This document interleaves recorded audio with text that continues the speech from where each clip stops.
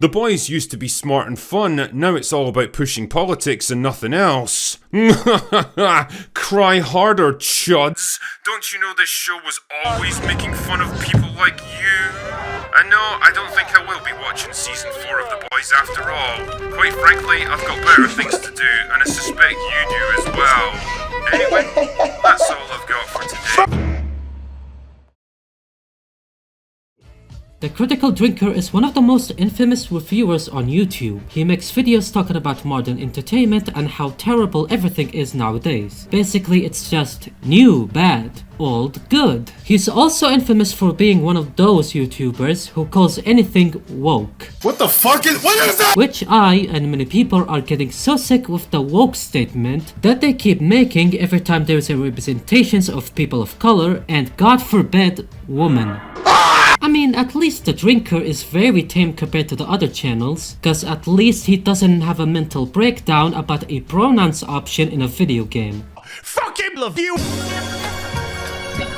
But he is still controversial with his reviews. His recent example is The Boys Season 4 review, where he talks about how the series started to fall from the quality after the release of the 4th season, without watching the fucking season. So you may be wondering, how does he review something that he never watched? That seems pretty impossible to do. Well, he got that covered cause he uses the audience's score from Rotten Tomatoes to prove that the show was terrible. So, it was off to Rotten Tomatoes for me to check out the reviews. Not the critic reviews, of course, because nobody in their right mind gives a shit what those fucking shills have got to say about anything anymore. This is the stupidest argument I have ever seen, and I watched Fifth King. See, he uses the audience's score cause he doesn't trust the critic's score, as he claims that they are corporate shells, and the audience's score are the only true way to get an honest review. This argument falls apart when you realize that he hates the Rise of Skywalker, but the audience's score is quite high, while the critic's score is quite lower than the audience's score. Don't try to argue this by saying that Disney used bots to make the audience's score high, considering that people accused them of paying positive reviews towards critics. So who am I supposed to trust? I mentioned this in the FNAF movie review, but for the love of God, just watch the media itself instead of waiting for a review site to show the score so you can have an opinion. It seriously created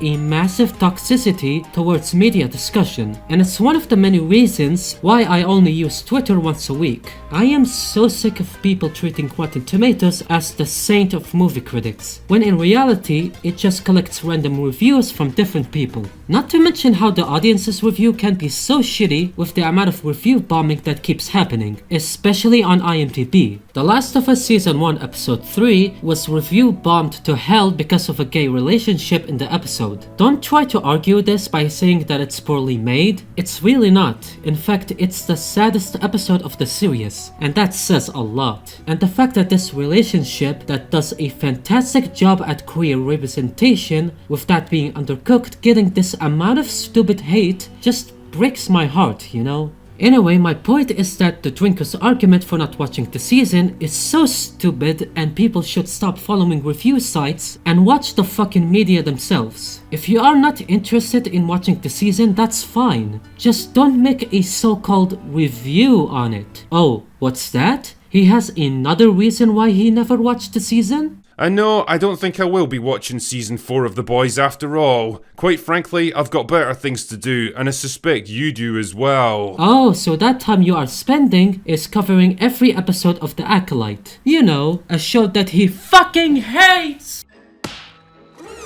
Look, I don't want any of you to harass this guy, and I didn't make this video to start a dumb YouTuber drama that's gonna be covered by commentary channels that don't give a shit about the subject and only want money. I just wanna highlight how you should never review media like this, especially when the Critical Drinker has 1 million subscribers, and seeing him doing this is embarrassing as fuck. You need an actual knowledge about the subject you are tackling when you are making an essay, cause if you don't, you will be stuck in elementary school. Shut up!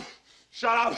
It is the most basic thing about doing an essay, and it makes me so shocked when people fuck this up. I don't care if the subject itself is bad. You need to know about it before you make a goddamn essay. There's a few examples that this happened before, and it's not exclusive to the drinker, such as Ellis Mark review of FNAF Fangames, where he only played like 10 minutes of said Fangames, which is strange cause you can beat these Fangames in an hour. Obviously, this caused so many problems with the review, such as saying that Popcast 2016 has stores. It doesn't.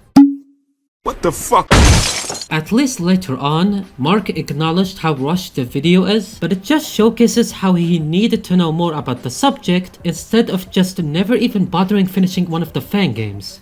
Another example is Miss Anthropodes' review of The Last of Us 2. Now this guy is not a good person. He makes content similar to the drinker, but imagine if the drinker became an insane psychopath. He was so bad that he deleted the entire channel after multiple callouts on him, and judging by this review itself, my god. Anyway, on his review on The Last of Us 2, he mentions that he never played the game and only watched a long play of the game's story. I can already tell there's a bunch of people watching this and going, oh, but you can't review this game if you didn't buy it and test out the gameplay. Now, while it is true that I haven't tested out the gameplay of The Last of Us Part 2, I did take the time to watch the cutscenes. And considering that The Last of Us was a game driven solely by its story, I think it's a safe bet that I can use that to determine how thoroughly disgusting and offensive this game is, and why it deserves to be hated by everyone. I also like how he disliked the video. Oh, look guys, he dislikes a random long play of the game. That will show Naughty Dog for releasing this shit game. So because he never played the game, this means he cannot comment on the gameplay. Right? He complains about the gameplay and it's so stupid. The violent content in this game is, well, there's no other way of putting it. It's fucking horrifying.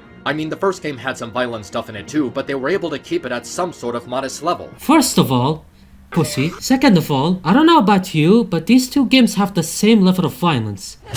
But they actually take it a step further and give you the option to do all of that twisted and demented shit to dogs. Yeah, because slaughtering dogs left and right as a psycho on a revenge kick is definitely what people want in a Last of Us sequel. Even in games like Call of Duty, it's understandable because they're trained by the opposing military and you have no choice but to defend yourself. These dogs aren't Zishan or military trained. They're just being protective of their owners and scouting the field. What the fuck are you talking about? The dogs in this game behave the same way as the dogs from Call of Duty. See, I actually know this because I played the fucking game! Hell, he even fucks up his argument towards the story. Then you have that character used as a vessel for beating the living shit out of two lesbians, one of which is pregnant, and then have that character try to slit the pregnant one's throat. If you were going for representation, I'm pretty sure that's not the right way to do it. Okay, so for context, Ellie killed one of Abby's friend, who one of them was pregnant, which Ellie didn't know. So this reaction from Abby makes sense because of Ellie's actions. How did you miss that scene? Also gonna love how he uses still images for his review. That sure isn't lazy at all. And you wanna know how unhinged this review is? Everything about Abby's design is just a man's body with a woman's head attached to it. Hell, they didn't even bother to give her boobs. Those are the kind of pecs that you would see on Dwayne Johnson.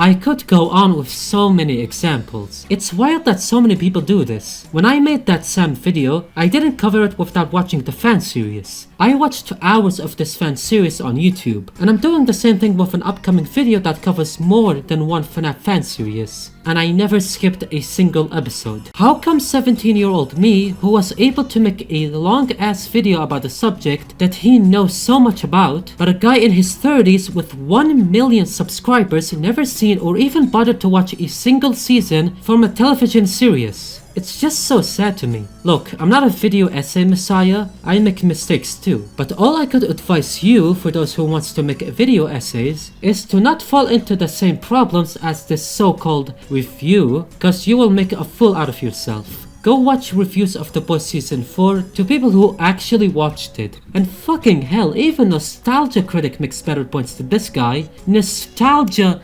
Critic! Now we'll never find out how to vanquish the evil demon. I just found out how to vanquish the evil demon on YouTube. Anyway, to quote the drinker over here, go away now. Oh, and if you are wondering, I'm gonna give this season an 8 out of 10. Yeah, at the time I'm recording this, the season just finished. You really think one episode per week is too much for you? Why did you make this video then?